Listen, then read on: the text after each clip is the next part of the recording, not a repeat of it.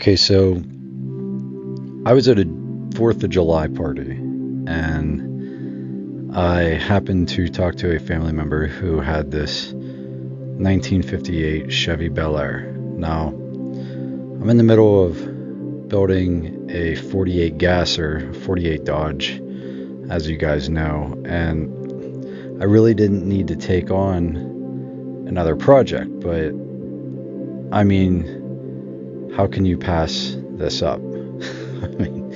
So I decided that I was going to buy it. I had some money put back for the Dodge, and something like that. The Dodge is a race car. It's a gasser. It's not going to be an everyday driver or even a Sunday driver, really. But this is, and considering that hardly anything needs done to this, and for the price, I would have been, out of my mind to not buy it. And because it was a family member, I got it for very cheap with a promise to keep it in the family if I ever decide to sell it, which I probably will never sell it. I will probably pass this down to my children. This will be a car that stays in my family. I have been obsessed with I'm obsessed with all the old Chevys.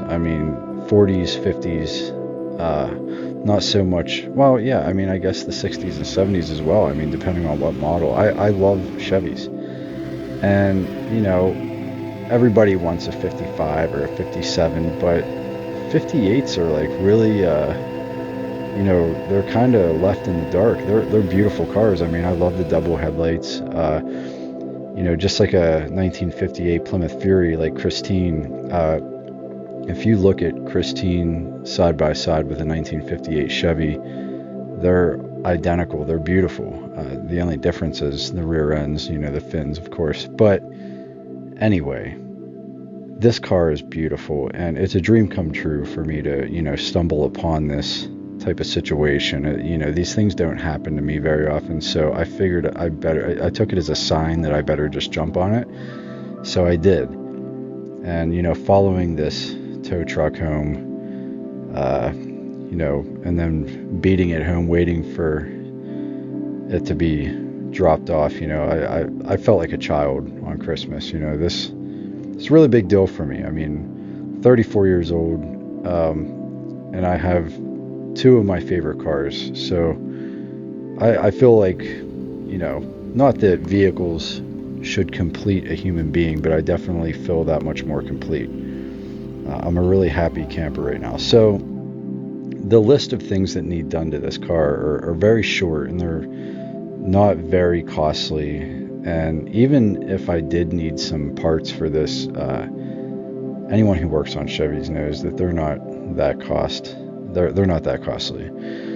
But I don't need anything. The only thing is as I waited for the rain to show up here, I figured it would give me a free car wash, and then I'd go out and give it a quick, once over. But it didn't do much. So I just sat here and stared at it, and I washed it, and then thinking about everything that needed done, all that really needs done to this car, or the brakes need bled, the old gas needs, siphoned out, and I need to put new gas in it. I need to change the oil. I need to put a new battery in it, and the fender on the passenger side is primered, as you'll see, and so I need to buy a piece of trim for it. Have the top trim, and also the passenger side door, it needs lined up because the door hits it when you open the door. But aside from that, I'm just gonna give it a good clean out, and I just wanted to see how it looked after I washed it off, and see how good the paint was, and see how good the chrome was and everything, because it's been sitting for 10 years. And to my surprise, it cleaned up so beautifully. I couldn't have asked for, a nicer car for the price I got. I can't express how grateful I am to have this car. I'm not one of those people that feel entitled to anything. I'm grateful for everything that I own, and I will take care of this car. I have 4 kids, so I'm looking forward to, driving them around in it as soon as possible. But now you can see, if you look closely, there's a difference between my side and the passenger side. There's like a line from where it's clean and dirty. It really shined up nice. And there's kind of a done deal. Cleaned up really, really nice. And, I'm just really stoked about the whole situation. But I'm not doing a build series. Obviously, I don't need to build anything on this car. There's nothing that really needs done. I just figured that I'd share it with you guys, and I'll keep you updated, when I get the fender done and everything. And I might do some cool stuff to it. I'm not going to do anything crazy to it because I love it the way it is. I don't want to do anything to depreciate the value of the car. So I'm going to probably keep it most likely as is, but just fix it up. And as I do these things, I will film them and cover them for you guys, and I'll show you guys the engine and everything else after I clean it out on the next one. But that was just a sample of what is yet to come. So thanks for watching, and stay tuned for the next episode on the 58 Chevy Bel Air.